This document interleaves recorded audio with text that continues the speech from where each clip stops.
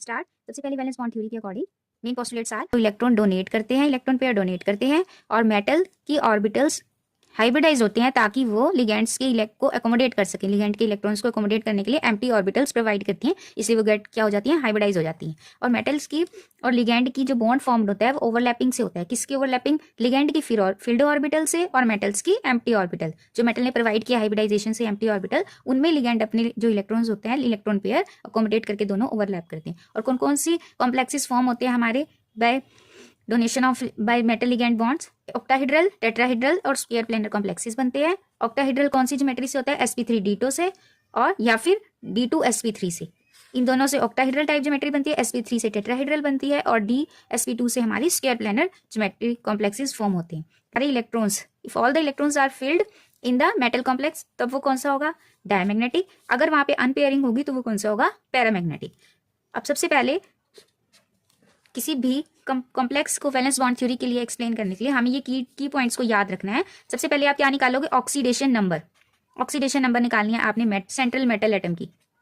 Central metal atom की हम oxidation number निकालेंगे सबसे पहले। और फिर आपको आइडिया होना चाहिए कि जो आपके पास लिगेंड दिया है वो कैसा है। Either it is strong field और it is boro, bromo, fluoro, hydroxyl और आपका एक्वा। अगर इस टाइप के आपको लिगेंड नजर आएंगे तो ये वीक फील्ड होंगे। और अगर ammonia, ethylene diamine, carbonyl, cyanide, oxalate, तो हम एक एग्जाम्पल लेके इसको समझते हैं अभी।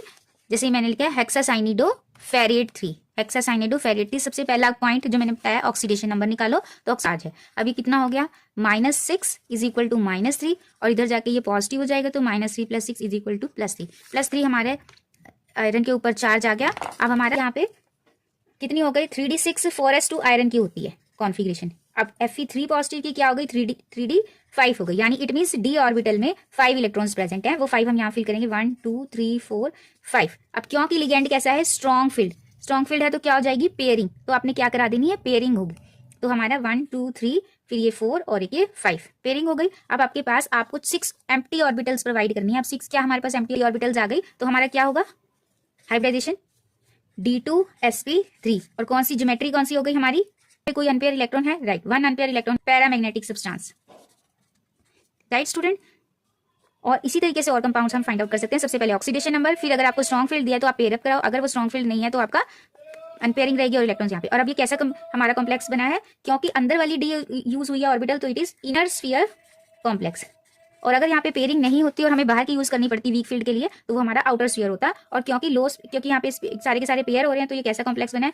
तो इनर वाले लो होते हैं और आउटर वाले हाई स्पिन कॉम्प्लेक्सेस होते हैं। इनर हमारे स्ट्रॉन्ग फील्ड के लिए बनते हैं और आउटर हमारे वीक फील्ड के लिए बनते हैं। Thank you students, will meet in next video.